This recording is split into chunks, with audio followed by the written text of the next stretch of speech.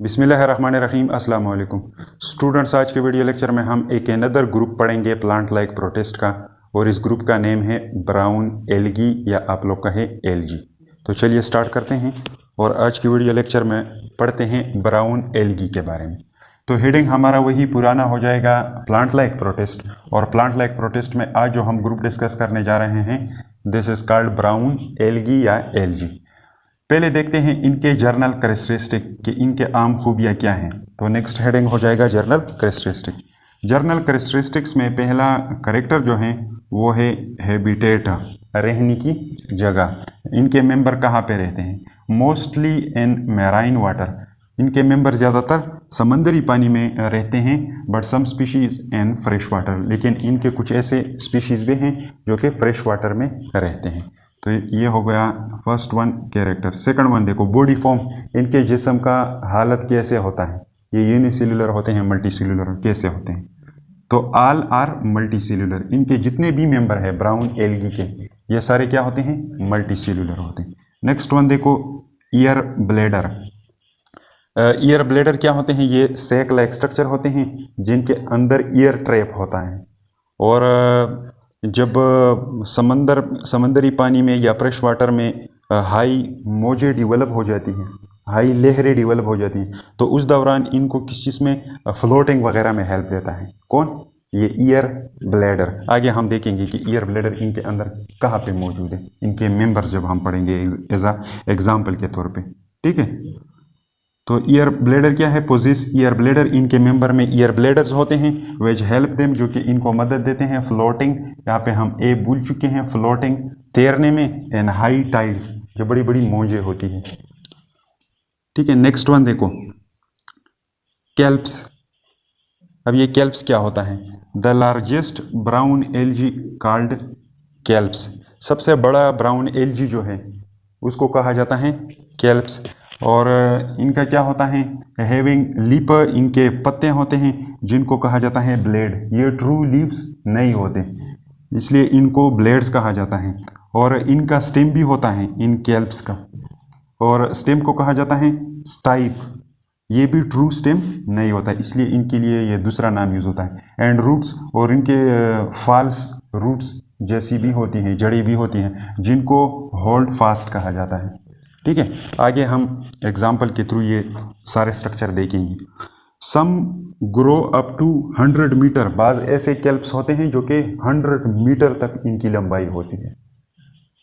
Next one देखो, character pigments, रंग। तो इनके अंदर कौन से रंगदार मालिक्यूल होते हैं? इनके अंदर मौजूद होते हैं chlorophyll A and C. Chlorophyll A और सी मौजूद होते हैं, एंड फुकोजेंथेन। और जेंथोपिल का एक डेरिवेटिव इसके अंदर पड़ा होता है जिसको फुकोजेंथेन कहा जाता है। और इस फुकोजेंथेन जो है, इसकी वजह से इनका कलर कैसे होता है? They are golden brown colour, इसलिए इनको यह नाम भी इस तरह दिया गया है, ब्राउन एल्गी। तो ये गोल्डन कलर के दिखाई देते हैं। ये फुकोजेंथेन जो है ये भी सनलाइट रेस के एब्जॉर्प्शन में हेल्प कर देता है। किस चीज़ का? क्लोरोफिल मालिक्यूलों का। लेकिन ये कलर जो है ये डोमिनेट होता है किस चीज़ के ऊपर? क्लोरोफिल मालिक्यूलों के ऊपर, इसलिए इनके मेंबर कैसे दिखाई देते हैं? गोल्डन ब्राउन दिखाई देते हैं। नेक्स्ट वन देखो, नेक्स्ट वन है इम्पोर्टेंस। इनकी अहमियत क्या है इनके मेंबर्स का? तो source of food for aquatic animal. अभी जानवर जो है उनके लिए ये एक खुराक का जरिया होते हैं। कौन? Brown algae. अब इसके बाद नेक्स्ट वन देखो, नेक्स्ट वन करेक्टर है लाइफ साइकिल। इनका जिंदगी का पूरा चक्कर कैसे होता है? ये आप लोग इस हेडिंग की बजाय रिप्रोडक्शन पॉइंट भी लिख सकते हैं कि इनमें तौलीद कैसे होता है।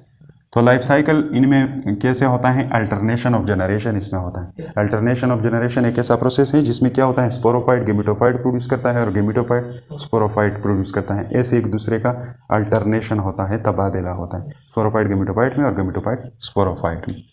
इसका डिटेल आगे हम डिस्कस करते हैं डायग्राम के through. Next one and the last one point क्या है? एग्जाम्पल्स।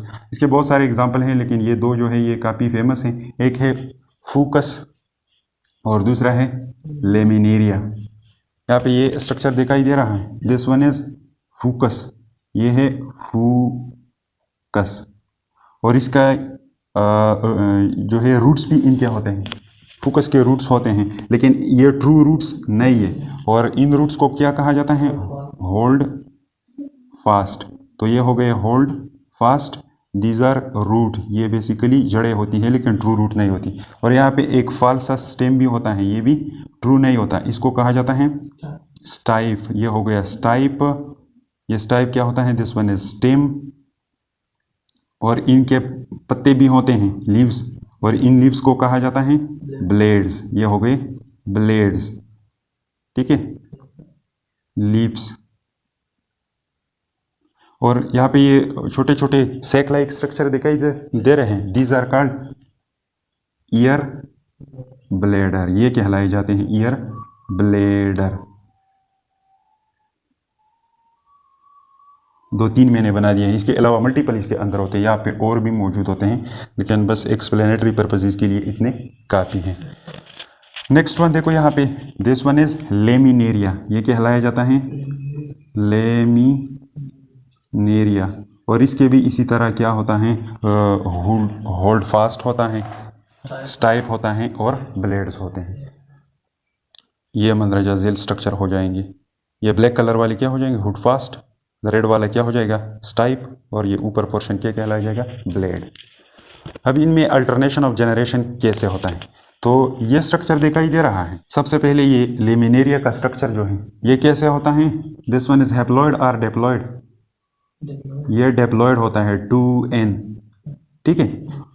और यहाँ पे ये छोटे छोटे ब्लैक डॉट दिखाई दे रहे हैं, अगर इन एरिया को खोल दिया जाए तो इनके अंदर ऐसे स्ट्रक्चर्स पड़े होते हैं, ठीक है। This structure are called sporangia, इनको कहा जाता है स्पोरेंजिया। और इन स्पोरेंजिया में क्या होते हैं, सेल्स होते हैं, ठीक है। तो ये हो गए स्पोरेंजिया। इन स्पोरेंजिया के अंदर क्या होता है, इनके अंदर मियोसिस होने लगता है, मियोसिस, इनके अंदर मियोसिस प्रोसेस होने लगता है, ठीक है।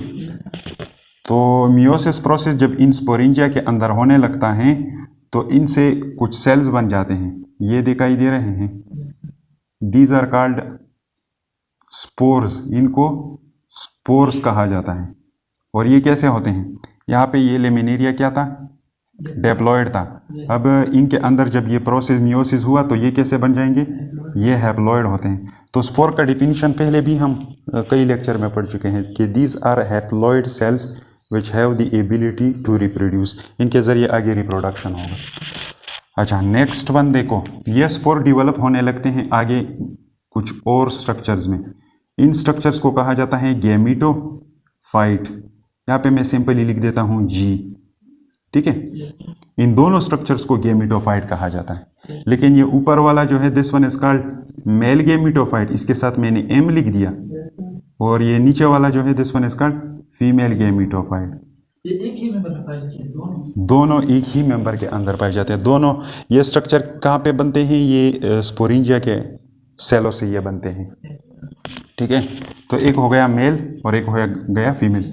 मेल में ये स्ट्रक्चर दिखाई दे रहा है, ये छोटा सा, this one is called sperm, इसको कहा जाता है स्पर्म। और फीमेल में ये स्ट्रक्चर दिखाई दे रहा है, दिस वन इज कॉल्ड ईग, इसको ईग कहा जाता है। और यहाँ पे एक पॉइंट सुनो, ये तो एक एक सेल है, इनसे ये बड़े बड़े स्ट्रक्चर कैसे बन गई, ये इनसे बनते हैं माइटोसिस के थ्रू, ठीक है। पहले ये मियोसिस के जरिए बन गए, फिर इनमें आगे माइटोसिस होता है, माइटोसिस। और माइटोसिस के जरिए इनसे ये स्ट्रक्चर डेवलप होने लगते हैं, ये मेल गैमीटोफाइट और ये फीमेल गैमीटोफाइट। इन दोनों का आपस में फिर क्या होता है, मेलाप होता है, और मेलाप को कहा जाता है फर्टिलाइजेशन। तो यहाँ पे मैं लिख देता हूँ फर्टिलाइजेशन। जब फर्टिलाइजेशन हो जाता है तो इनसे बन जाता है एक diploid cell, this one is again 2n। और यहाँ तक क्या था, हैप्लॉइड था। तो ये डेप्लॉइड सेल जो है this one is called zygote, इसको जाइगोट कहा जाता है। और जाइगोट में फर्दर माइटोसिस होने लगता है, माइटोसिस। और माइटोसिस के जरिए इसे एक स्ट्रक्चर बन जाता है बड़ा सा, जिसके अंदर बहुत सारे सेल हैं, और इसमें फर्दर माइटोसिस होता है और इससे अगेन डेवलप होने लगता है एक न्यू डेप्लॉइड लेमिनेरिया। यहाँ तक समझ आ गया, ये हो गया इसका पूरा लाइफ साइकिल या अल्टरनेशन ऑफ जनरेशन। यहाँ पे मैंने एक लाइन खींच दिया है, इस लाइन का ये वाला पोर्शन जो है, this one is called sporophytic generation,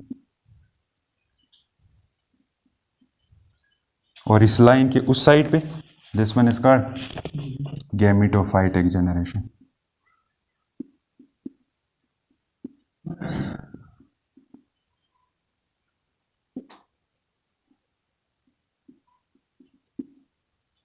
okay तो गैमेटोफाइट ने स्पोरोफाइट प्रोड्यूस कर दिया और स्पोरोफाइट अगेन क्या करेगा, गैमेटोफाइट प्रोड्यूस करेगा, और इसी चक्कर को, इसी साइकिल को कहा जाता है अल्टरनेशन ऑफ जनरेशन।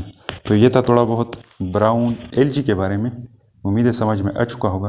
अगर कोई स्क्रीनशॉट वगैरह लेना चाहता हूँ तो मैं व्हाइट बोर्ड से हट जाता हूँ, आप लोग अपना स्क्रीनशॉट ले लें।